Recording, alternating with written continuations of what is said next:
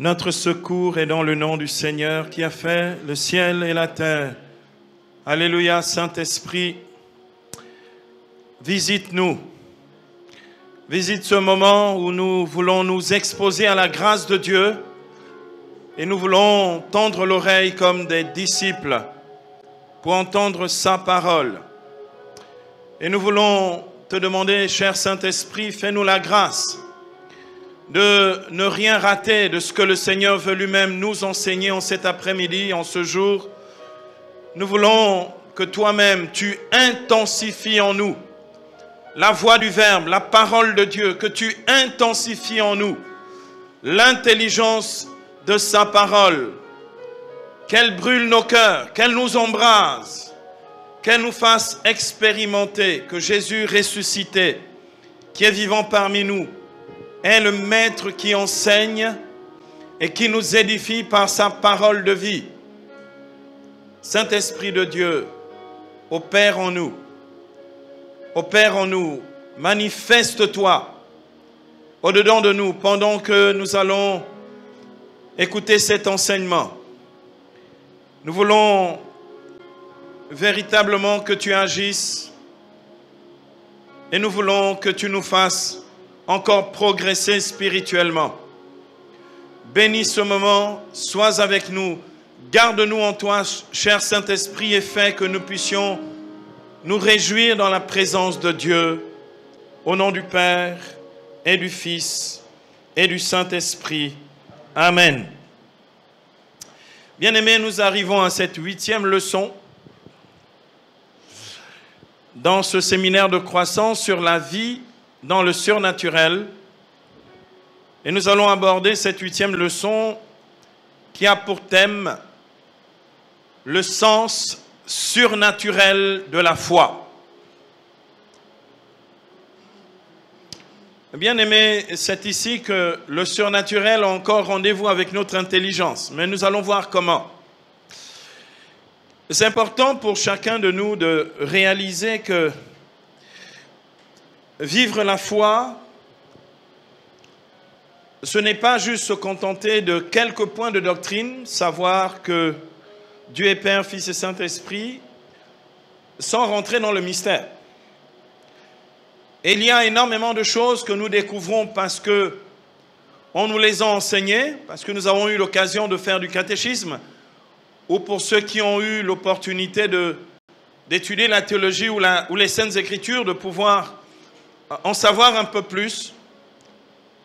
On va se rendre compte et nous allons apprendre ici que Dieu est capable, par le surnaturel, d'élever la connaissance humaine, par le moyen de la foi, à bien connaître de manière claire et précise les vérités de la foi. Quelqu'un me donne un amen. Bien-aimé, pourquoi? Parce que la foi n'est pas une réalité humaine. La foi n'est pas une réalité humaine. On ne naît pas avec la foi et ça ne va pas de soi. Même quand on est chrétien depuis longtemps, ça ne va pas de soi pour tout le monde. La foi n'est pas une réalité humaine, c'est une réalité surnaturelle. Et bien aimé, si je ne comprends pas et si j'ai du mal à comprendre que la foi est une réalité surnaturelle, je vais m'efforcer et je vais croire que c'est dû seulement à ce que je suis capable de faire dans la foi. Et je verrai mes limites, mes insuffisances et mes incapacités. La foi, donc, est une réalité surnaturelle.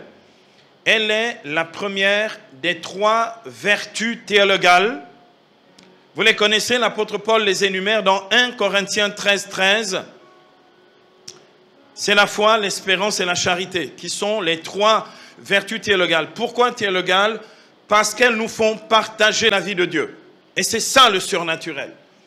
Le surnaturel étant une participation active à la divine nature, la vie théologale nous fait participer activement à la divine nature. Quelqu'un me donne un amen.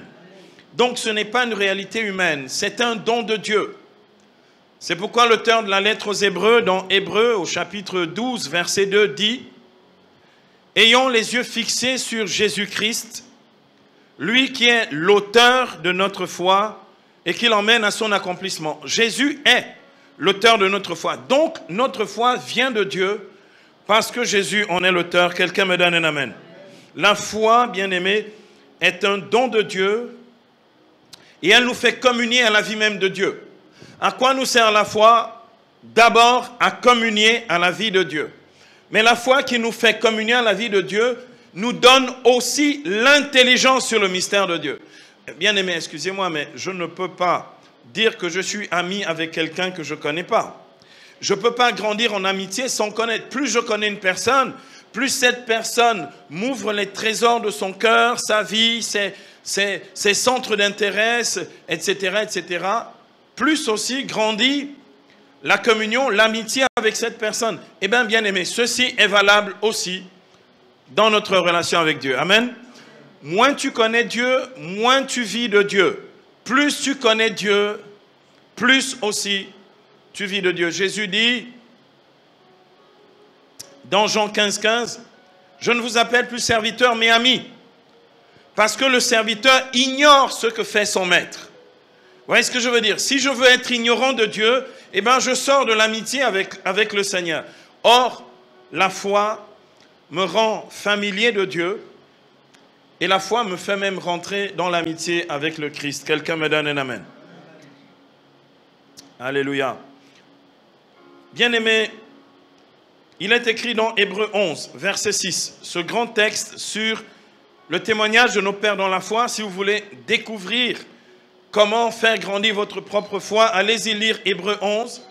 Il est écrit dans Hébreux 11, verset 6, « Or, sans la foi, il est impossible d'être agréable à Dieu. Car celui qui s'approche de Dieu doit croire qu'il existe et qu'il récompense ceux qui le cherchent. » Quelqu'un me donne un amen. La foi me donne la preuve de l'existence de Dieu. Donc la preuve de l'existence de Dieu n'est pas une démarche rationnelle ou rationaliste, c'est une démarche de la foi. Je veux connaître Dieu, j'ai besoin de la foi. Je veux grandir en Dieu, j'ai besoin de la foi. Je veux vivre de Dieu, j'ai besoin de la foi.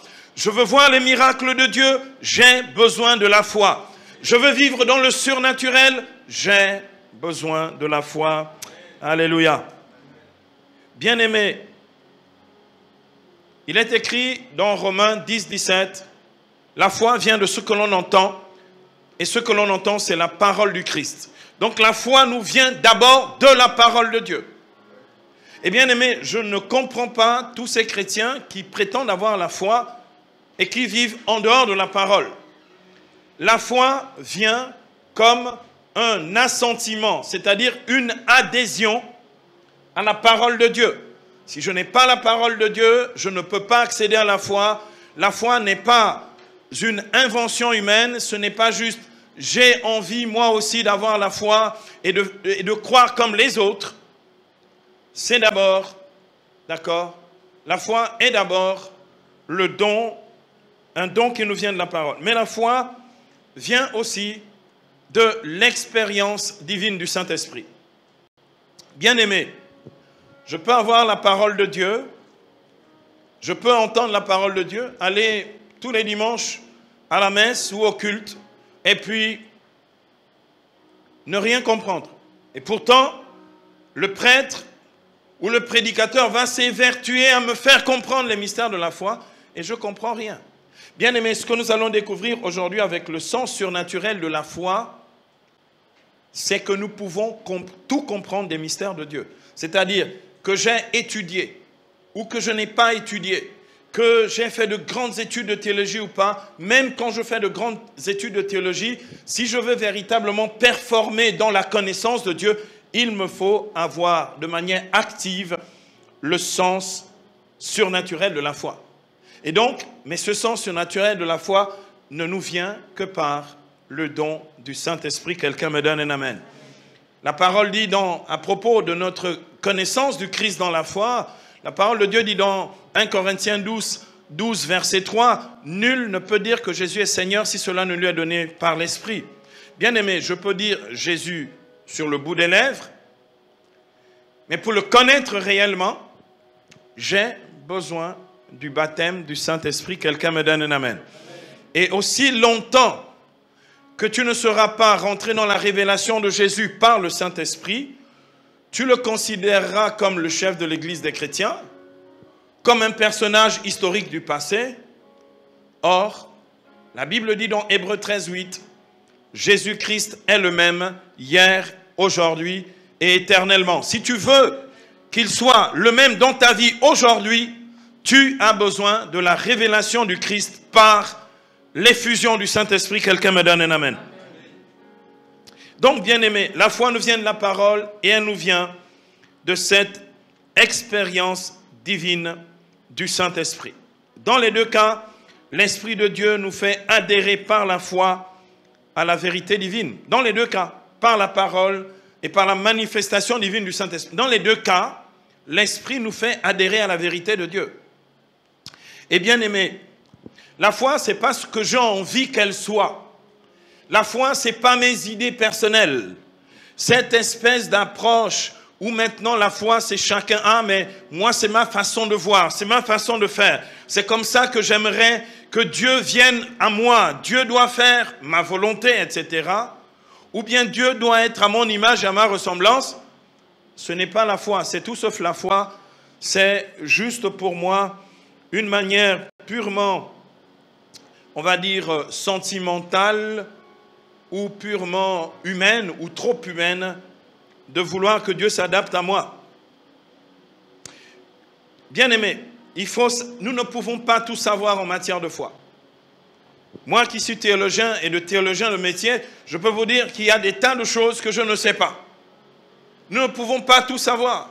Il y a tellement de réalités à savoir dans la foi que quand je vois la paresse spirituelle et intellectuelle des chrétiens, je me dis, ils veulent grandir, aller loin dans les choses de Dieu, et ils sont si paresseux, en fait, ils sont prêts à se battre pour se faire toutes sortes de diplômes pour avoir un job, mais ils n'ont pas la même ardeur pour chercher Dieu et l'intelligence des choses de Dieu.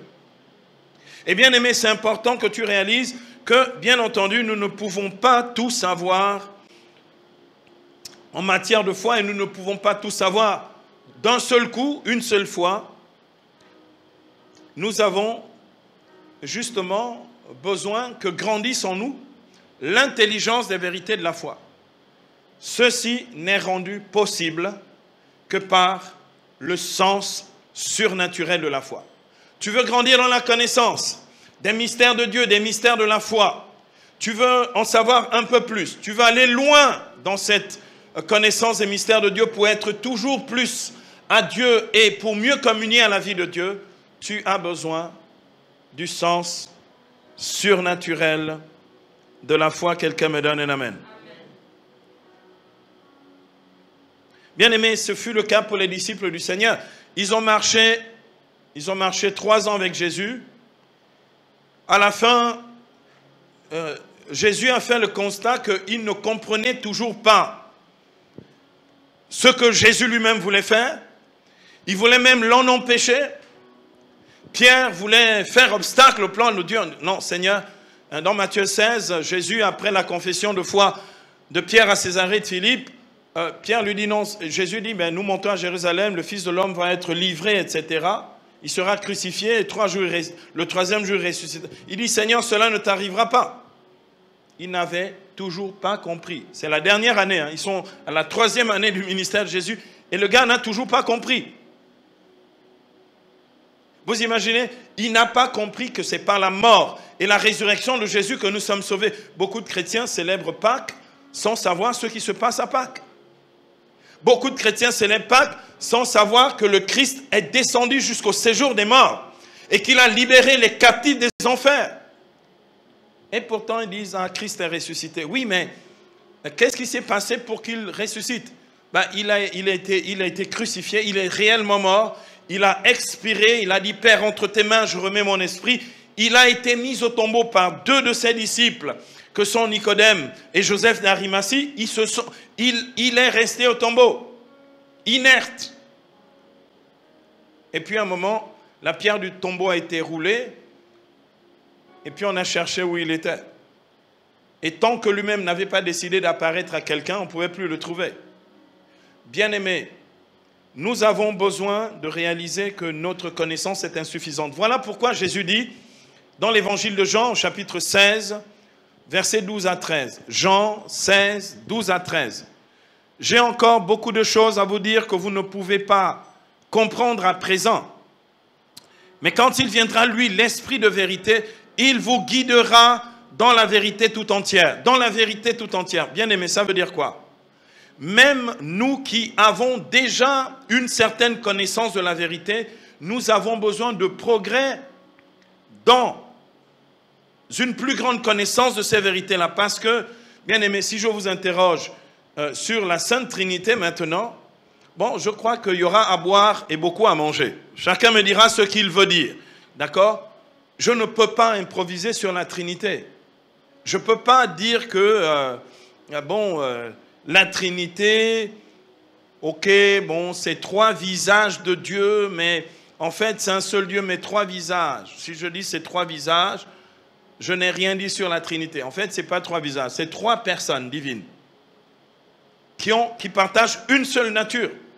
Et donc, bien aimé, pour que je puisse grandir dans ces vérités, j'ai besoin d'une expérience surnaturelle du Saint-Esprit qui conduit dans la vérité tout entière. Quelqu'un me donne un amen. Bien aimé, c'est d'ailleurs grâce à cette action continue du Saint-Esprit dans l'Église que l'Église tout entière continue de progresser dans l'intelligence des vérités de la foi. Si le Saint-Esprit n'opérait plus dans l'Église, il n'y aurait plus de progrès du point de vue de la doctrine de la foi. Et c'est important pour nous de réaliser ça.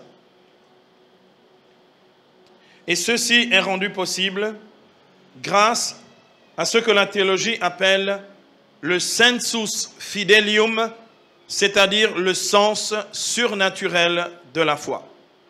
Le sens surnaturel de la foi, c'est justement le moyen de la grâce par lequel, bien aimé, que tu sois enfant,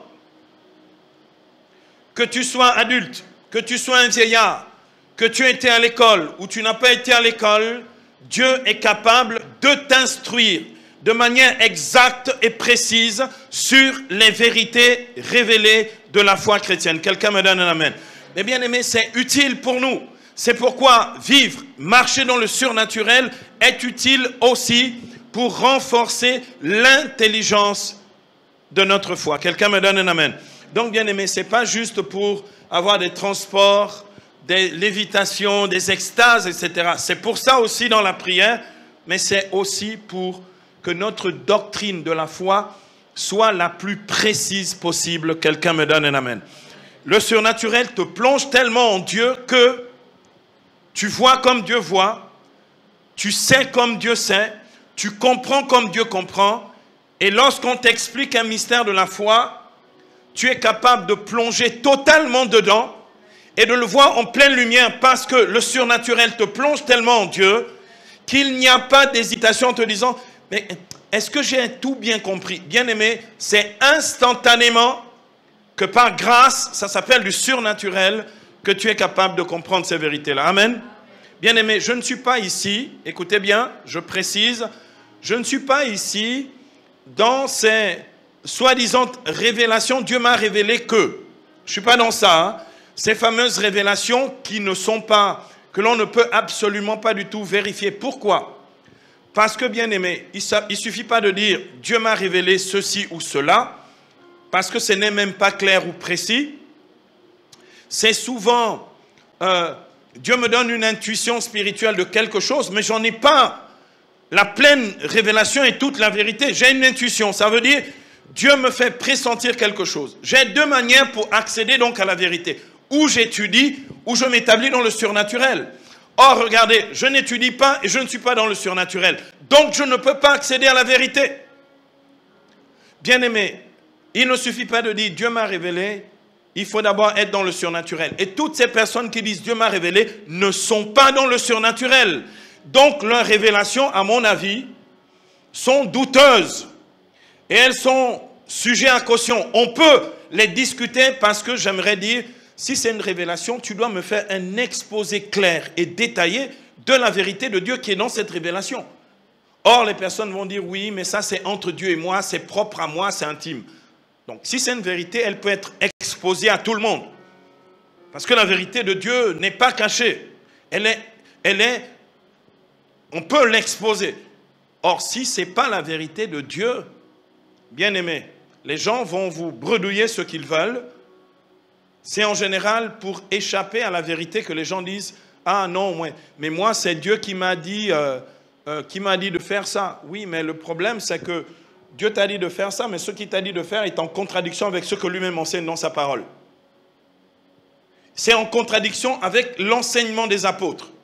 C'est en contradiction avec l'enseignement de l'Église. Donc, désolé mon ami, peut-être tu veux que ce soit ainsi, mais ce n'est pas de Dieu. Et toutes ces personnes qui disent Dieu m'a révélé, c'est Dieu qui m'a dit, veulent simplement échapper à l'obéissance de la foi. Ils veulent échapper à l'obéissance qui consiste à quoi? Qui consiste à dire, c'est ce que dit l'apôtre Paul dans Romains 1,5. Il dit qu'il prêche l'évangile pour emmener tous les païens à l'obéissance de la foi. Et donc, bien aimés, les gens, parce qu'ils veulent faire leur vie et leur petite sauce et leur petite religiosité, aussi charismatique soit-elle, veulent échapper à la vérité, parce qu'elles vivent de manière charnelle l'expérience spirituelle, ils ne sont pas donc dans le surnaturel. Moi, je discute et je ne suis pas convaincu des révélations des gens. Ah, Dieu m'a dit qu'il faut que je te dise. Je dis non, si Dieu veut me dire quelque chose, il va venir me parler, parce que s'il peut te parler, il peut me parler aussi. Quelqu'un me donne un amen? Et puis de toutes les manières, vous savez comment ça se passe. Nous avons lu Acte 9. Si Dieu veut se servir de toi comme instrument de Dieu pour moi, il fait la chose suivante, comme il a fait pour Ananie et Paul. Il dit à Paul que Ananie arrive et il dit à Ananie, va chez Paul. Les deux ont la révélation. Mais tu ne peux pas faire le charlatan qui vient me dire que tu as une révélation pour moi. J'ai déjà un Dieu dans ma vie et cela me suffit. Amen. Donc il n'y a pas besoin de venir raconter ce genre de choses aux autres. C'est du n'importe quoi, c'est du pipeau. Quelqu'un vient te dire, Dieu m'a dit. Tu dis, d'accord frère, va prier, demande à Dieu de te dire pour toi d'abord, parce que quand il voudra me dire pour moi, il me le dira. Quelqu'un me donne un amen. Bien-aimés, c'est ce que nous allons découvrir ici, ce sensus fidelium, ce sens surnaturel de la foi. C'est ce que nous allons découvrir dans le discours de Paul à l'Aréopage à Athènes. Vous savez, c'est pas le passage le plus enthousiasmant. Or, en fait, on est en plein dans le surnaturel, les amis. Vous allez voir, c'est tellement puissant, c'est tellement précieux. Paul va faire une vraie leçon de théologie aux philosophes de l'Aréopage. Et va faire la démonstration de ce que nous appelons ici le sens surnaturel de la foi. En fait, il arrive à l'Aréopage, il n'a pas préparé son discours. Il commence de façon charismatique à dire qu'il a vu un autel au Dieu inconnu, et là, il leur fait un vrai cours de théologie. C'est-à-dire, vous allez voir, je vais vous montrer le détail. Il fait un vrai cours de théologie, un truc ultra puissant qu'on aimerait avoir dans nos églises, qu'on aimerait voir dans nos paroisses. C'est-à-dire, quand on me donne la doctrine, ça doit être suffisamment précis, clair, parce que quand on dit, ah, on fait un peu la théologie, là, ça devient flou. Ça doit être très clair. Je dois pouvoir dire amen à ça, et je dois pouvoir trouver ça savoureux. Quelqu'un me donne un amen. Bien-aimé, voici ce que dit Paul. C'est juste pour vous mettre en appétit. Dans Acte 17, verset 23. Acte 17, 23. Voici ce que dit Paul aux Athéniens. Quand je parcours vos rues, mon regard se porte en effet souvent sur vos monuments sacrés, et j'ai découvert entre autres un autel qui portait cette inscription au Dieu inconnu. Ce que vous vénérez ainsi sans connaître, c'est ce que je viens, moi, vous annoncer. Quelqu'un me donne un amen. Bien aimé, ça veut dire, ça va être un discours de la foi. Un discours sur la foi. Le Dieu inconnu, il a été révélé. La Bible dit dans Jean 1, 18, Dieu, personne ne l'a jamais vu. Donc il restera longtemps le Dieu inconnu. Dieu, personne ne l'a jamais vu. C'est le Fils qui, depuis le commencement, est tourné vers le Père. C'est lui qui l'a révélé. Quelqu'un me donne un amen. Donc, j'ai besoin que Dieu ne soit plus un inconnu pour moi. Et bien aimé, si je m'assieds avec beaucoup de chrétiens qui se disent même charismatiques, qui disent qu'ils marchent dans le Saint-Esprit, et que je leur dis, bon, voici 4 heures, c'est pendant les 4 heures de cet après-midi, parle-moi de Dieu, du Dieu que tu connais. Bon, il va me parler pendant 3 minutes et demie, et puis il va dire, bon là il fait un peu chaud, s'il te plaît, est-ce qu'on peut boire un coca d'abord, hein? Puis ensuite je vais t'expliquer ce qui va me venir après l'inspiration du coca. Bien aimé, non. Tout le monde ici est capable, pendant 4 heures, ou un après-midi, ou une nuit entière, est capable et doit être capable, à cause du sens surnaturel de la foi, d'enseigner la parole de Dieu et d'enseigner le mystère de Dieu. Or, là, tout le monde est en train de se dire, oui, si jamais on me demandait, ça va être compliqué. Est-ce que quelqu'un entend ce que je dis en français? En fait, ici, il ne s'agit pas de faire une belle prédication un peu empoulée. Il s'agit de parler du mystère de Dieu, de faire de la patrothéologie, ça s'appelle la théologie du Père, de faire de la christologie, c'est-à-dire la théologie du Fils, et de faire de la pneumatologie, la théologie du Saint-Esprit. Tu le peux si tu t'établis dans le surnaturel. Si tu continues à vivre charnellement ta vie chrétienne, ça va être encore loin de toi. Et il continuera de rester longtemps pour toi un Dieu inconnu, même si tu pries dans les assemblées. Quelqu'un entend ce que je dis? Bien-aimé, notre paresse va être secouée cet après-midi. Quelqu'un me donne un amen. Seigneur, secoue la paresse. Bien-aimé, c'est cette réalité du sens surnaturel de la foi que nous allons découvrir à présent. Nous allons voir ici dans cette leçon 2 points. Le premier point, petit a, c'est la connaissance des vérités de la foi dans le surnaturel. La connaissance des vérités de la foi dans le surnaturel, ce sera notre premier point. Et petit b, nous allons voir le sens surnaturel de la foi chez les saints. Je vais vous présenter cet après-midi encore 2 illettrés. Comme ça, vous n'allez pas dire, ah mais non, c'est des grands théologiens, c'est des docteurs, donc normalement, eux, ils connaissent, ils ont étudié. Non, je vais vous présenter 2 illettrés. Une qui vivait au XIVe siècle, qui s'appelle Sainte Catherine de Sienne, et l'autre qui vivait au XIXe siècle, qui s'appelle Sainte Bernadette Soubirous. Elle a même eu du mal à faire sa première communion parce que même au catéchisme, c'était compliqué. Son curé lui disait, explique la Sainte Trinité, elle ne pouvait pas. Donc, mais elle va emmener une vérité de Dieu que même les prêtres de son temps ne savaient pas à propos de la Vierge Marie comme Immaculée Conception. Quelqu'un entend ce que je dis ici? Petit a, la connaissance des vérités de la foi dans le surnaturel. Bien aimé, attendez. Comment est-ce qu'on a un si grand Dieu, un Dieu qui est sagesse, révélation, qui est intelligence spirituelle, etc. Comment on peut avoir un grand Dieu et puis continuer d'être bête spirituellement? Enfin, je ne sais, je pose quand même la question. Comment tu as un si grand Dieu, un Dieu tellement excellent, un Dieu tellement glorieux, un Dieu qui a même donné la sagesse par des Écritures, et toi tu dis... Non, de toutes les manières, moi j'ai entendu il n'y a pas très longtemps, j'ai un ami pasteur qui m'a raconté une histoire assez terrible. Il me dit, il y a des pasteurs qui disent, non, Dieu ne veut pas que nous soyons intelligents, ce qui compte c'est la révélation. Qui a dit que la révélation c'était bête? En fait, les gens ont choisi de s'installer dans la bêtise. Oui, non, l'intelligence c'est l'orgueil. Donc soyons bêtes, parce que plus tu es bête, plus tu as Dieu dans ta vie. Moi, je me suis rendu compte que plus tu es bête, d'abord tu es méchant et jaloux et gris de l'intelligence des autres. Et donc du coup, ça t'éloigne de Dieu et tu ne peux pas grandir dans la sainteté ni dans les voies de Dieu. C'est impossible. Quelqu'un entend? Nous avons besoin d'intelligence. Et bien aimé, le sens surnaturel de la foi nous conduit dans l'intelligence des vérités de la foi.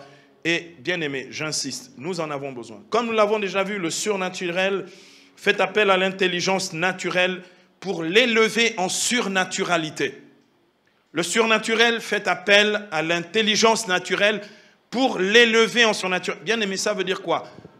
La parole de Dieu, la vérité de Dieu est adressée à un être rationnel, doué d'une faculté que l'on appelle l'intelligence. Désolé, mais... peut-être que tu ne le savais pas, mais il faut être intelligent pour être un bon chrétien. Quelqu'un me donne un amen. Amen. Ajoute, s'il te plaît, donne un autre amen. Amen. Il faut être intelligent pour être chrétien. Ça veut dire quoi, bien-aimé? C'est la grâce du surnaturel qui fait appel à l'intelligence naturelle pour l'élever en surnaturalité. Mais le surnaturel est aussi, bien-aimé, il faudra le savoir, ce qu'on va apprendre, le surnaturel est aussi un lieu d'intelligence doctrinale. Le surnaturel t'enseigne aussi de manière claire, précise, sur la doctrine de la foi. Tu ne peux pas dire je vis dans le surnaturel, mais ta bouche débite des hérésies, c'est-à-dire des mensonges et des erreurs doctrinales. Justement, la vérité de la surnaturalité dans ta vie, c'est que ce que tu dis, enseignes et confesses dans tes prières est conforme à la vérité de Dieu. C'est pour ça qu'il y a des personnes qui disent « Ah, moi je vis en Dieu, je prie pendant toute la nuit, j'ai prié pendant les 40 jours du carême. » Mais ce qui sort est hérétique. Je vous donne une hérésie. Allez, une hérésie par exemple, c'est de dire « Bon, comme on m'attaque, je vais faire des retours à l'envoyeur. » Retour à l'envoyeur. Retour à l'envoyeur, c'est tout sauf une œuvre de Dieu. Retour à l'envoyeur, ça s'appelle de la méchanceté, c'est de la rancune. C'est rendre le mal pour le mal. La Bible déclare dans Romains 12, verset 21, « Ne vous laissez pas vaincre par le mal, soyez vainqueurs du mal par le bien. » Et ne rendez pas le mal pour le mal. L'écriture est claire là-dessus, elle est très formelle. Rendre le mal pour coup, bien un retour à l'envoyeur, c'est tout sauf la vérité de Dieu. Parce que, bien aimé, c'est Dieu qui se lève pour nous. Quelqu'un me donne un amen. Et c'est lui qui justifie. Je n'ai pas besoin de rentrer dans des comportements païens à l'intérieur de la foi, parce que ça, bien aimé, désolé, mais ça ressemble beaucoup à de la vengeance. C'est quoi se venger? C'est rendre le mal. Du coup, tu n'as pas besoin de Dieu pour te justifier. Quelqu'un entend ce que je dis ici? Mais tout ça, c'est dans la prière. Oh Seigneur, en ton nom, je jette le feu. Et Seigneur Dieu, je rends coup pour coup. Seigneur, je renvoie à l'envoyeur. Tu ne sais même pas qui est l'envoyeur. Donc, on ne sait pas où tu renvoies. C'est du pipeau. J'ai dit pipeau? Oui, pipeau. Bien-aimé, le Saint-Esprit, grâce au Saint-Esprit, nous pouvons accéder à la vérité des mystères de la foi, tels que la Sainte Trinité, la transsubstantiation eucharistique, la virginité perpétuelle de Marie. Ça pose des problèmes à quelqu'un, mais désolé, elle est restée vierge. C'est un problème, mais c'est un problème pour toi. Ce n'est pas pour Dieu. Elle est restée vierge. Pourquoi? Parce que Dieu ne viole personne. Et bien aimé, Isaïe dit, dans Isaïe 7, 14, que l'Écriture accomplit dans Matthieu 1, 23. Voici que la Vierge, on ne dit pas voici qu'une femme, la Vierge, concevra et enfantera un fils. En fait, une Vierge qui conçoit enfante un fils n'est plus une Vierge. Donc on ne devrait pas dire la Vierge, parce qu'elle est Vierge avant, pendant et après l'enfantement. La naissance du Fils de Dieu est un miracle. Et il n'y a pas besoin de faire perdre la virginité à sa mère. Tu ne comprends pas ça, c'est pas grave, tu n'as pas la foi. Il faut que tu aies la foi. Deviens chrétien, tu comprendras. D'accord? La virginité perpétuelle. Donc je cite que les choses qui posent des problèmes. Ou la vérité sur le purgatoire. Oui, le purgatoire, les catholiques, avec le purgatoire, c'est quoi? C'est un congélateur où on congèle les âmes. Non! L'état purgatoire est un état de purification en vue de rentrer dans l'éternité de la gloire. Ce qu'on pourrait appeler le ciel inférieur. Quand tu es au purgatoire, tu es déjà au ciel, mais tu ne peux pas accéder à Dieu parce que nul ne peut voir Dieu sans mourir si on n'est pas sanctifié. Et comme nous ne mourrons pas tous sanctifiés, reconnaissons-le, nous avons besoin d'un petit sas, d'accord, un petit état purgatoire où là, bon, on se lave un peu, on nettoie un peu tout. Vous savez, l'enfant prodigue, quand il revient, l'image du purgatoire est clairement dite dans Luc 15. Le Père dit, donnez-lui un bain, lavez-le d'abord, donnez-lui un nouveau vêtement, l'anneau, etc. Ensuite, il rentre dans la salle pour fêter. Et bien aimé, nous devons reconnaître humblement que c'est l'une des plus grandes inventions de la miséricorde divine. Quelqu'un me donne un amen. Parce que si Dieu devait décider en disant, tu n'es pas prêt, tu n'es pas bien, ça ne c'est pas bon pour toi, tu files en enfer parce que là-bas c'est pour réserver pour toi Satan et puis ses démons. Bon, normalement on n'a pas On n'a rien à faire avec Satan et ses démons. Donc tu as fui Satan pendant toute la terre. Et vous vous retrouvez là-haut. Vous êtes dans le même quartier. Vous faites, non, il faut arrêter le désordre. Il y a des chrétiens dans le coin ici. Puis le diable va dire, tu faisais les prières de combat et tout. Non, je t'attendais ici dans le coin. D'accord. Bon, il faut arrêter ça. Dieu donc a inventé pour nous l'état purgatoire. Quelqu'un me donne un amen. Bon, au moment où je parle, tu ne comprends toujours pas ça. Bascule dans le surnaturel. Tu auras le sensus fidelium, le sens surnaturel de la foi, et tu comprendras le purgatoire. Quelqu'un entend? Oui, mais mon cousin qui est dans les églises de réveil m'a dit le purgatoire n'existe pas, c'est pas biblique. Bon, il n'a pas lu toute la Bible. Bien-aimé, tu peux accéder à toutes ces vérités. Bon, là, je donne un échantillon. Sans avoir eu un cours académique sur ces vérités de la foi. Mais seulement parce que tu es dans le sens surnaturel de la foi. Et ceci est important. Bien-aimé, c'est ce qui est advenu en 431. Je vous donne ici un exemple. En 431, dans la ville d'Éphèse, alors que les évêques étaient en train de discuter entre eux, s'il fallait proclamer Marie, mère de Dieu, ou ne pas proclamer Marie, mère de Dieu. En grec, on dit Théotokos, parce qu'il y avait un hérétique, un certain Nestorius, qui disait que Marie n'était que anthropotokos, c'est-à-dire qu'elle n'était que la mère de l'homme Jésus. Oui, mais l'homme Jésus, c'est le Verbe fait chair. Et c'est Dieu fait homme. Et ce Nestorius, qui est une sorte de protestant avant l'heure, avait une théorie, c'est la théorie des deux fils. Il y avait Jésus, fils de Marie, donc elle était donc la mère du Fils de Dieu elle était la mère de l'homme Jésus, mais pas la mère du Fils de Dieu. Et puis Jésus, fils de Dieu, qui avait son Père dans les cieux. Donc la théorie des deux fils, c'est que vous aviez deux Jésus, un qui est sur un trottoir à gauche et l'autre qui est sur le trottoir à droite. Et puis Jésus dit, bonjour Jésus, le Christ dit, salut Christ, ça va? D'accord? C'est de la schizophrénie dans la théologie. Jésus schizophrène. Vous ne trouvez pas que c'est un peu blasphématoire cette affaire? Parce que justement, il avait du mal à reconnaître que le Christ, Jésus, fils de Dieu fait homme, est une personne en deux natures. Pendant que les pères du concile d'Éphèse discutaient dans l'aula, la salle du concile, les chrétiens dehors criaient et faisaient une sorte de manifestation et des pancartes. Et criaient dehors, Marie, mère de Dieu, Marie, mère de Dieu. C'est le sens surnaturel de la foi. C'est-à-dire que Dieu instruit le peuple par la puissance du Saint-Esprit et rend capable d'être élevé par l'intelligence de la foi au niveau des vérités de la foi. Quelqu'un me donne un amen. Et le peuple ne se trompe pas. C'est ce que l'on appelle la vox populi. La vox populi, c'est quand Dieu parle dans le peuple. Vox populi, vox dei. La voix du peuple, c'est la voix de Dieu à cause du sens surnaturel de la foi. Quelqu'un me donne un amen. Et quand le peuple est saisi par le Saint-Esprit, il ne peut pas se tromper en matière de doctrine. Il ne peut pas. Il ne le peut pas. Mais quand le peuple vit charnellement, là, vraiment, je vous assure, c'est une accumulation des tonnes de bêtises et de mensonges en matière de doctrine. Donc, les pères du concile d'Éphèse ont finalement déclaré Marie Théotokos, c'est-à-dire mère de Dieu, parce que c'est déjà dans les Écritures. Dans les Écritures. Par exemple, je ne cite qu'un passage dans Luc 1, 43. Lorsque Élisabeth rencontre Marie la première fois, Élisabeth va lui dire « Comment m'est-il donné que vienne à moi la mère de mon Seigneur ?» C'est déjà dans l'Écriture. Quelqu'un me donne un amen. Je vous assure que le Seigneur d'Élisabeth, c'est le Dieu vivant.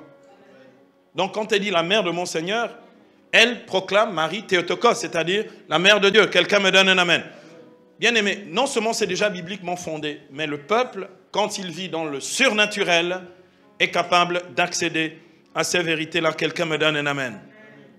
C'est avec ce même sens surnaturel de la foi que l'apôtre Paul va délivrer son message à l'Aréopage d'Athènes. Je vais vous lire le passage dans Acte 17. Acte chapitre 17, versets 22 à 31. Voici ce que dit Luc. Il nous rapporte ceci. Debout au milieu de l'aréopage, Paul prit la parole. Athéniens, je vous considère à tous égards comme des hommes presque trop religieux. Quand je parcours vos rues, mon regard se porte en effet souvent sur vos monuments sacrés et j'ai découvert entre autres un autel qui portait cette inscription au Dieu inconnu. Ce que vous vénérez ainsi sans le connaître, c'est ce que je viens moi vous annoncer. Le Dieu qui a créé l'univers et tout ce qui s'y trouve, lui qui est le Seigneur du ciel et de la terre, n'habite pas des temples construits par la main des hommes et son service non plus ne demande pas de mains humaines comme s'il avait besoin de quelque chose. Lui qui donne à tous la vie, le souffle et tout le reste. À partir d'un seul homme, il a créé tous les peuples pour habiter toute la surface de la terre. Il a défini des temps fixes et a tracé les limites de l'habitat des hommes. C'était pour qu'il cherche Dieu. Peut-être pourrait-il le découvrir en tâtonnant, lui qui, en réalité, n'est pas loin de chacun de nous. Car c'est en lui que nous avons la vie, le mouvement et l'être, comme l'ont dit certains de vos poètes. Car nous sommes de sa race. Alors, puisque nous sommes de la race de Dieu, nous ne devons pas penser que la divinité ressemble à de l'or, de l'argent ou du marbre, sculpture de l'art et de l'imagination de l'homme. Et voici que Dieu, sans tenir compte de ces temps d'ignorance, annonce maintenant aux hommes que tous et partout ont à se convertir. Il a en effet fixé un jour où il doit juger le monde avec justice par l'homme qu'il a désigné comme il en a donné la garantie à tous en le ressuscitant d'entre les morts. Quelqu'un me donne un amen. Bien-aimé, c'est trop bien ciselé son affaire. Bon, je sais que la moitié d'entre vous n'a rien compris au truc. Bon, c'est pas grave, hein. Dieu va nous élever en surnaturalité. Bien-aimé, ce discours de Paul, regardons le discours de près. Ce discours de Paul n'est qu'une suite de déclarations de vérité de la foi. Une suite de déclarations. Je vais vous le faire rapidement. À savoir, premièrement, la doctrine du Dieu unique ou le monothéisme. Ce sont les versets 23 au verset 25. La doctrine de Dieu ou le monothéisme, il affirme le Dieu unique. Pourquoi? Il est en face des Grecs. Dans le panthéon des Grecs, il y a plein de dieux. D'accord? Il y a toutes sortes de divinités, etc. Là, il affirme premièrement le monothéisme. Ensuite, il affirme la doctrine de la création. Ce sont les versets 26 à 29. La doctrine de la création. À partir d'un seul homme, il a créé tous les peuples pour habiter sur toute la surface de la terre. La doctrine de la création. Ensuite, verset 30. La doctrine du salut. Verset 30. Et voici que Dieu, sans tenir compte de ces temps d'ignorance, annonce maintenant aux hommes que tous et partout ont à se convertir. La doctrine du salut. Ensuite, la doctrine des fins dernières, que l'on appelle aussi l'eschatologie. Verset 31. Et toujours verset 31b, l'annonce de la doctrine de la résurrection. C'est incroyable. Bien-aimé, c'est rare d'aller dans les milieux chrétiens et d'entendre dans les enseignements des prédications un vrai contenu doctrinal substantiel. Bien-aimé, je m'en suis rendu compte pendant le temps du coronavirus. C'est là où je me suis rendu compte qu'en fait, les gens n'ont pas de doctrine. Le corona était devenu le nouvel évangile. Et les gens ne parlaient plus que du corona. On n'ennonçait plus Jésus-Christ, on n'enseignait plus, on n'édifiait plus dans la foi. Parce qu'on se rend compte que les gens n'ont aucune doctrine. Donc ils font avec les faits divers. Ils deviennent les journalistes des églises et commentent l'actualité. Pas faute de doctrine. Bien-aimé, il faut basculer dans le surnaturel. Quelqu'un me donne un amen. Comment Paul peut-il, dans un discours de circonstance, bien-aimé, énoncer tant de vérité de la foi avec une telle précision et une telle exactitude? Cela repose sur le sens surnaturel de la foi qui se manifeste par l'onction divine du Saint-Esprit.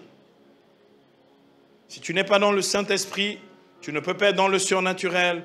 Si tu n'es pas dans le surnaturel, tu ne peux pas accéder à ce haut niveau de connaissance des vérités de la foi. Bien aimé, c'est une question logique. D'accord. C'est ce que dit l'apôtre Saint Jean dans 1 Jean chapitre 2, verset 27. 1 Jean 2, verset 27. L'apôtre Saint Jean dit: Pour vous, l'onction que vous avez reçue de lui demeure en vous et vous n'avez pas besoin qu'on vous enseigne. Mais comme son onction vous enseigne sur tout, elle est véridique et non mensongère, puisqu'elle vous instruit de tout, demeurez en lui. Et bien aimé, demeurer en lui, c'est demeurer dans le surnaturel. Quelqu'un me donne un amen. Demeurer en lui. Bien aimé, tu ne peux pas dire que j'accède à ces vérités alors que tu es hors du Seigneur. Tu es en dehors de Dieu. Demeure en lui. 1 Jean chapitre 2 verset 27. Le sens surnaturel de la foi nous transmet des enseignements conformes à la vérité de Dieu. Le sens surnaturel de la foi nous transmet des enseignements conformes à la vérité de Dieu, d'où leur qualificatif de véridique par l'apôtre Saint Jean ici. Véridique, c'est-à-dire conforme à la vérité. Bien-aimés, par ailleurs, l'apôtre Saint Jean nous dit qu'il faut demeurer dans cette onction divine du Saint-Esprit pour avoir part à ces enseignements sur les mystères de la foi. Bien-aimés, je veux plus d'intelligence sur les mystères de la foi, sur la marche avec le Seigneur, sur la vie spirituelle, sur la vie dans l'esprit, sur la vie charismatique, sur la vie éternelle et la béatitude éternelle. Si je veux avoir véritablement une connaissance encore plus grande et plus précise, bien-aimé, je n'ai pas le choix. Je dois basculer dans le sens surnaturel de la foi. Quelqu'un me donne un amen? Bien-aimé, voici ce que dit l'enseignement officiel de l'Église. Je termine cette partie avec ça. La constitution dogmatique Lumen Gentium, qui est un enseignement du Concile Vatican II sur le mystère de l'Église. Lumen Gentium, qui s'abrège LG, au numéro 12, dit ceci, à propos du sens surnaturel de la foi. Voici ce qu'enseigne officiellement l'Église. La collectivité des fidèles, ayant l'onction qui vient du Saint, venons l'entendre dans 1 Jean chapitre 2 verset 27, ne peut se tromper dans la foi. La collectivité, l'ensemble du peuple, ne peut se tromper dans la foi. Ce don particulier qu'elle possède, elle le manifeste par le moyen du sens surnaturel de la foi. C'est pourquoi le peuple à Éphèse avait compris, avait déclaré avant même les évêques que Marie est Théotokos, mère de Dieu. Donc, ce don particulier qu'elle possède, elle le manifeste par le moyen du sens surnaturel de la foi, qui est celui du peuple tout entier. Pas moi, j'ai ma révélation dans mon coin. Parce que, bien aimé, si c'est une révélation conforme au Saint-Esprit, tout le monde doit recevoir exactement la même et de manière fidèle ou conforme à ce que Dieu lui-même révèle. Et bien aimé, il n'y a pas, non, mais moi je pense ça, ce n'est pas une opinion. Le sens surnaturel de la foi n'est pas l'opinion, elle est une vérité. Elle est liée aux vérités de la foi, aux vérités de Dieu. Donc, je continue. Elle le manifeste par le moyen du sens surnaturel de la foi, qui est celui du peuple tout entier. Lorsque des évêques, jusqu'au dernier des fidèles laïcs, elle apporte aux vérités concernant la foi et les mœurs un consentement universel. Quelqu'un me donne un amen. Bien aimé, ça veut dire aussi une chose. Si je suis hors de l'Église, je n'ai pas accès. Ceux qui vivent divisés, coupés de l'Église, coupés de la communion de l'Église, sont aussi coupés de la vérité de la doctrine. D'où le fait que dans ces églises parallèles que vous voyez un peu partout, vous leur demandez qui est le Saint-Esprit. J'ai appris ce matin, on m'a dit ce matin, qu'il y en a qui disent, vous pouvez prier le Père, vous pouvez prier le Fils, mais on n'adore pas le Saint-Esprit. Des gens qui disent qu'ils sont charismatiques, qui disent que le Saint-Esprit n'est pas Dieu. Ils ne reconnaissent pas la divinité du Saint-Esprit. C'est une hérésie du IVe siècle que l'on appelle l'hérésie des pneumatomaques. Les pneumatomaques, ce sont ceux qui nient la divinité du Saint-Esprit. Vous avez appris un nouveau mot, hein? Pneumatomaque, d'accord? Littéralement, ceux qui cassent le Saint-Esprit, les casseurs de l'esprit. Essaye de casser, tu vas voir, les purs esprits ne se cassent pas. Quelqu'un me donne un amen. Bien aimé la théologie catholique, en approfondissant la notion théologale du sensus fidelium, ou du sens surnaturel de la foi, la considère comme une vraie fonction ecclésiale pour l'intelligence de la foi et comme un lieu de discernement des doctrines. Bien aimé, c'est intéressant d'aller dans nos assemblées, d'écouter ceux qui s'enseignent et de voir ce que l'on raconte. Ici au Gabon, Ce qu'ils ont réussi à fabriquer, c'est du charlatanisme à l'état pur. Des vrais charlatans, les prédicateurs charlatans, les prieurs charlatans. C'est du charlatanisme. En fait, les gens ne viennent pas pour chercher Dieu. Ils viennent pour chercher le mariage, les enfants, l'argent, le travail, etc. Et ils viennent aussi pour prier contre la belle-mère, contre les voisins du quartier, etc., etc. Des charlatans. Et ils disent, oh non, nous on est un christianisme rempli de l'esprit, nous avons une foi biblique. Ah bon? Vraiment ta foi biblique là, garde là pour toi, je n'en veux pas. Bien aimé, rapidement, la deuxième partie, voyons le sens surnaturel de la foi chez les saints. Le premier témoin de cette réalité du sens surnaturel de la foi est Sainte Catherine de Sienne. Elle vivait au XIVe siècle, elle est morte en 1380. 1380. Elle était illettrée. Elle ne savait ni lire ni écrire. Mais elle a été proclamée docteur de l'Église parce que l'Église a reconnu en elle une science éminente, c'est-à-dire une grande capacité à donner les vérités de la foi et donc des vérités qui sont venues ajouter quelque chose à la doctrine de la foi chrétienne. Bien aimé, elle manifeste un vrai sens surnaturel de la foi dans son grand ouvrage intitulé « Le dialogue ». C'est le dialogue avec la divine miséricorde, ce dialogue qu'elle avait avec Dieu dans la prière, et Dieu éclairait son intelligence et mystère de la foi, puisqu'elle ne pouvait pas lire des bouquins, et son intelligence naturelle était élevée en surnaturalité, d'où le fait qu'elle pouvait ensuite enseigner avec exactitude et précision les vérités de la foi. Quelqu'un me donne un amen. Je vais vous en faire une démonstration. Dans le dialogue, au livre 12e, paragraphe 13, dialogue de Sainte Catherine, elle va faire un exposé clair sur le mystère de la Sainte Trinité. Donc, le mystère le plus grand de la foi, le plus haut de la foi chrétienne. Donc, la Trinité. Regardez quelqu'un qui est illettré. Écoutez bien l'enseignement. Je vous assure, à faire par lire les docteurs. Il y en a qui font même des thèses dessus. Des gens qui ont plus... Qui ont plus de connaissances intellectuelles que celle qui est illettrée. Écoutez bien. Je veux donc, et je vous demande en grâce, que vous ayez pitié de votre peuple. Faites-lui miséricorde, je vous en prie, par cette charité incréée qui vous a porté vous-même à créer l'homme à votre image et ressemblance, quand vous avez dit, faisons l'homme à notre image et ressemblance. Genèse 1, 26.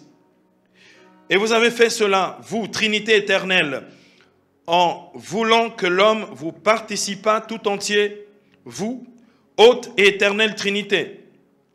Vous lui avez donné la mémoire pour qu'il reçût vos bienfaits, et par elle, il participe à la puissance du Père. Vous lui avez donné l'intelligence pour qu'en la voyant, il connût votre bonté et qu'il participât ainsi à la sagesse de votre Fils unique.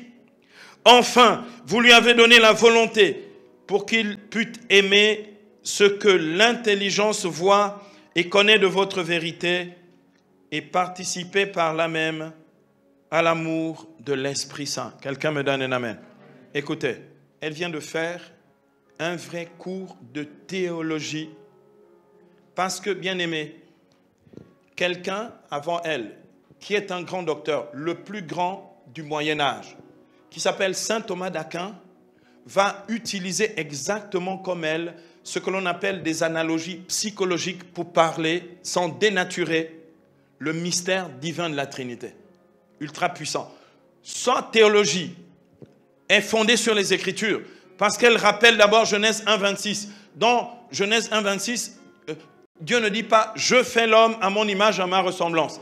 Il annonce la Trinité en disant « faisons l'homme à notre image, selon notre ressemblance ». Donc elle pose d'abord les Écritures. Pourquoi? Mais parce que l'Écriture est l'âme de la théologie. Quelqu'un me donne un amen. Et ensuite, elle développe. Elle parle de l'essence divine de la Trinité en qualifiant de haute et éternelle Trinité. Par ailleurs, elle parle de la participation de l'homme qui fut créé à l'image de Dieu à la vie de la Sainte Trinité. Elle va donc utiliser, comme saint Thomas d'Aquin, des analogies psychologiques, à savoir la mémoire pour le Père, l'intelligence pour le Fils et la volonté pour le Saint-Esprit. Bien-aimé, ça veut dire quoi? Désolé, si tu veux être chrétien, il faut être intelligent. Parce que c'est la participation à la vie de Dieu. Si tu veux être chrétien, il faut de la mémoire. Parce qu'il ne faut pas oublier les leçons du Seigneur ni sa parole. Et si tu veux être chrétien, il te faut de la volonté. Et la volonté te vient du Saint-Esprit parce que c'est une faculté affective. Elle te permet d'aimer ce que Dieu aime et de faire sa volonté avec amour. Quelqu'un me donne un amen. La Trinité, ce n'est pas un discours. Elle dit qu'il faut participer à la vie trinitaire. Ça s'appelle le surnaturel. Parce que le surnaturel, c'est la participation active à la vie de Dieu. 2 Pierre 1, 21, il nous a rendus participants de la divine nature. Quelqu'un me donne un amen.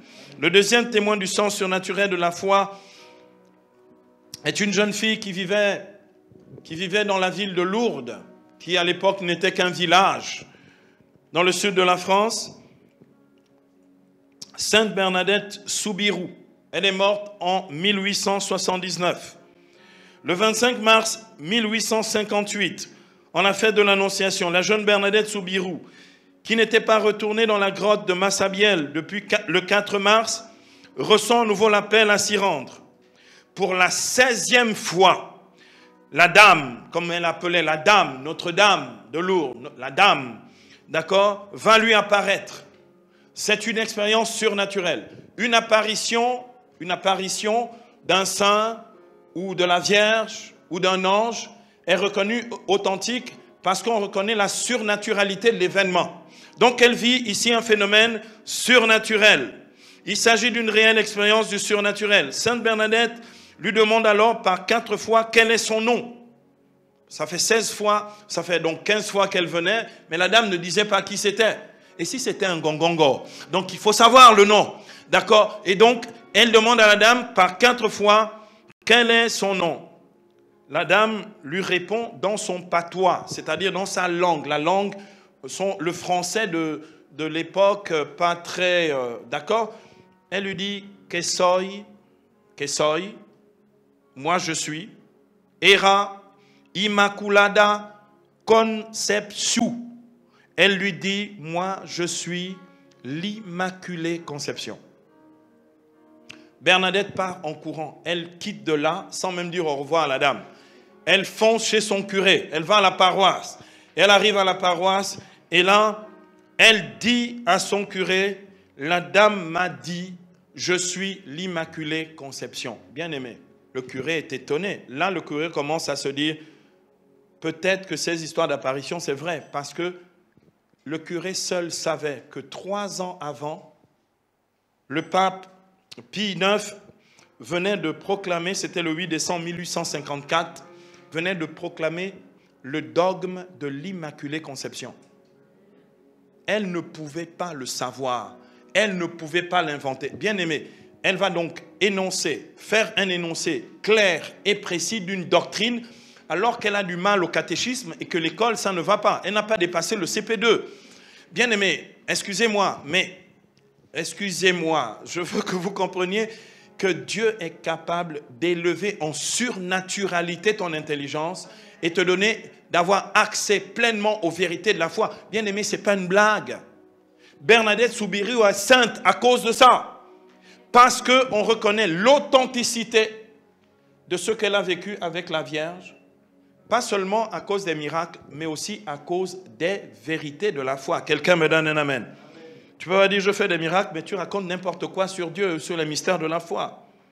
Bien-aimé, la bulle Ineffabilis Deus, le Dieu ineffable, du pape Pie IX, déclare ceci. Je vous donne maintenant toute la doctrine sur l'Immaculée Conception. Voici l'enseignement officiel sur l'Immaculée Conception révélé à Bernadette.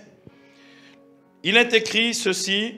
Nous déclarons, prononçons et définissons que la doctrine qui tient que la bienheureuse Vierge Marie a été, au premier instant de sa conception, par une grâce et une faveur singulière du Dieu Tout-Puissant, en vue des mérites de Jésus-Christ, sauveur du genre humain, préservée intacte de toute souillure du péché originel, est une doctrine révélée par Dieu, et qu'ainsi elle doit être crue fermement et constamment par tous les fidèles. Quelqu'un me donne un amen. Ce n'est pas une invention humaine, elle est révélée par Dieu. Et cette révélation est confirmée à une jeune fille illettrée qui n'a même pas dépassé le CP2 et qui est capable de le redire parce que cette doctrine est vraie. Pourquoi la Vierge est immaculée? Parce que c'est le dessein éternel de Dieu depuis l'éternité. Éphésiens 1,4. Il nous a élus dans le Christ dès avant la fondation du monde pour que nous soyons saints et immaculés dans sa présence et dans l'amour. Bien-aimés, le dessein de Dieu s'est accompli pour une femme qui montre que cela est possible pour chacun d'entre nous. Quelqu'un me donne un amen. Et quand tu es baptisé, le jour de ton baptême, tu es délivré du péché originel et tu es rendu donc immaculé. Quelqu'un me donne un amen. Bien-aimés, conclusion. Voici les deux leçons que nous pouvons tirer de cette leçon, de cet enseignement. Au travers de cet enseignement, nous pouvons tirer donc les deux leçons suivantes sur la vie dans le surnaturel. Premièrement, bien-aimés, nous devons toujours vérifier et confirmer les enseignements que nous recevons du Saint-Esprit par les enseignements du magistère de l'Église. Nous devons toujours confirmer les enseignements que nous recevons du Saint-Esprit par le magistère de l'Église. Ceux qui sont dans le faux et ceux qui sont dans l'orgueil spirituel ne l'acceptent pas, ne le supportent pas, ne le veulent pas en disant « Non, si le curé dit, ou bien si ton évêque dit que ce que tu dis est complètement à côté de la plaque et que ce n'est pas conforme à la vérité de Dieu, c'est que ce n'est pas conforme à la vérité de Dieu. » Deuxièmement, bien-aimés, voici la deuxième leçon. La foi n'est pas qu'une vertu, la foi est aussi un cadre doctrinal. Il y a de la doctrine dans la foi. Ce n'est donc pas seulement une vertu. J'ai la vertu de la foi, oui, mais ta vertu de la foi est vérifiée par la validité et la vérité de la doctrine que tu professes. Quelqu'un me donne un amen. Alors, bien-aimés, rendons grâce au Seigneur, bénissons son saint nom, parce que, bien-aimés, nous ne pouvons plus continuer comme avant. Quelqu'un me donne un amen. Nous ne pouvons plus nous contenter de dire, oui, mais ça c'est réservé pour les spécialistes, les théologiens, les grands biblistes. Non, bien-aimés, ça c'est réservé pour tous ceux qui vivent et marchent dans le surnaturel. Quelqu'un me donne un amen. Alléluia, Seigneur Dieu.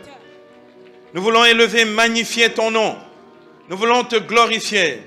Et nous voulons, Seigneur, te rendre grâce pour le privilège que tu nous accordes de pouvoir recevoir de toi toutes ces leçons qui nous donnent, Seigneur, de grandir en sagesse et en grâce et en maturité spirituelle devant toi et les hommes. Nous voulons te bénir, ô Père, pour le don du Saint-Esprit. Nous te bénissons parce que ta parole est vérité et ton esprit nous conduit dans la vérité tout entière. Seigneur, consacre-nous dans la vérité. Ta parole est vérité. Merci Jésus, parce que pour nous, tu t'es consacré toi-même, afin que nous aussi, nous soyons consacrés par la vérité. Seigneur Dieu, Seigneur notre Dieu, sanctifie-nous. Sanctifie-nous dans la vérité. Seigneur, nous prions vraiment pour que nous sortions de l'ignorance. Nous sortions, Seigneur. Tu es le meilleur conseiller. À tout instant, murmure-moi à l'oreille ce que je dois faire pour plaire à mon Dieu.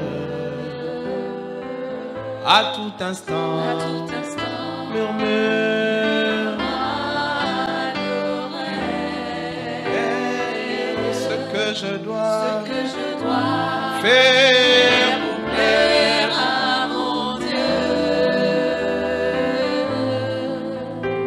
Guide-moi sur les chemins de sainteté qui conduisent vers le royaume des cieux. Tu es le meilleur enseignant. Tu es le meilleur conseiller. Un peu plus fort.